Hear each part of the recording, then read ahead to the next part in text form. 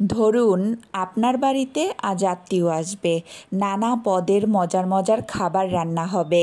সেদিন আপনার কিচেনের অবস্থাটা দেখবেন, এতগুলি হাঁড়ি পাতিল, কড়াই, ডেকচি, কিচেনে পা রাখার অবস্থা নেই। রান্নার সময় এখানে একটু তেল পড়েছে, বাড়াবাড়ির সময় ওখানে একটু ঝোল পড়েছে, হাঁড়ির তলাটা কালো হয়েছে, মশলার দাগ দেখা যায় কোথাও কোথাও, হয়তো হাতে একটু তেল ছিটকে এসে লেগেছেও।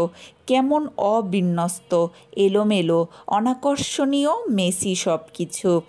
আর আজ রাতে আপনার খুব আলসেমি পেয়েছে, পাউরুটি আছে বাসায়, শুধু একটা ডিম সেদ্ধ করবেন ভাবছেন। সেদিন দেখবেন খাওয়া দাওয়ার পরেও কিচেনটা এত সুন্দর, এত সাজানো গোছানো, মন চাইবে আজ রাতে কিচেনেই ঘুমিয়ে পড়ি। স্কুল জীবনের কথা মনে করুন তো, গণিত বইটি এত বেশি ব্যবহৃত হয়ে এমন ম্যারম্যারে হয়েছে যে ২-৪টা পৃষ্ঠা হারিয়ে যাবার জোগাড় ৬ মাস না পেরোতেই। অন্যদিকে কৃষি শিক্ষা বইটি ঝকঝকে তকতকে থাকে বছর শেষেও।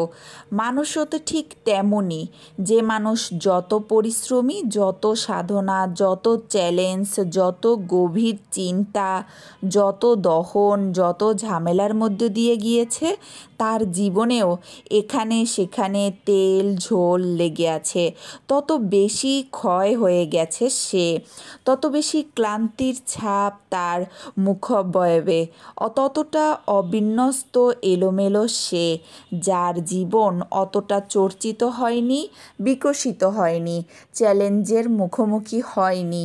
সে যেন শুধু ডিম সেদ্ধ করা রান্নাঘর, সে যেন স্কুল জীবনের সেই কৃষি শিক্ষা বই। আপনার জীবনের তেল ঝোলকে ঘৃণা করবেন না। ওই ছেঁড়া পৃষ্ঠা প্রমাণ করে আপনি একটা পূর্ণাঙ্গ জীবন বয়ে বেড়াচ্ছেন। জীবনের ওজন কি কম বলুন তো? আসসালামু আলাইকুম, কেমন আছেন সবাই? জাহান কিচেনে আপনাদের সবাইকে স্বাগতম। আজকে আমার রান্নায় ছিল বাঁধাকপি ভাজি আর সরিষা শাক। সরিষা শাকটা আমি কখনো খাইনি, এই প্রথমবার ট্রাই করলাম। বাঁধাকপির রেসিপিটি আপনারা দেখলেনই।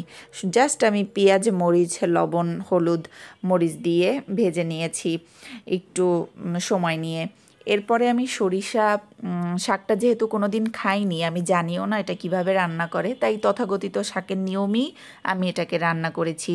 একটু পেঁয়াজ, রসুন, মরিচের মধ্যে প্রথমে এটাকে কড়া করে ভেজে নিয়েছি, আর তারপরে শাকটাকে আমি রান্না করেছি। এগুলোই ছিল আমার আজকের রান্না। ধন্যবাদ সবাইকে।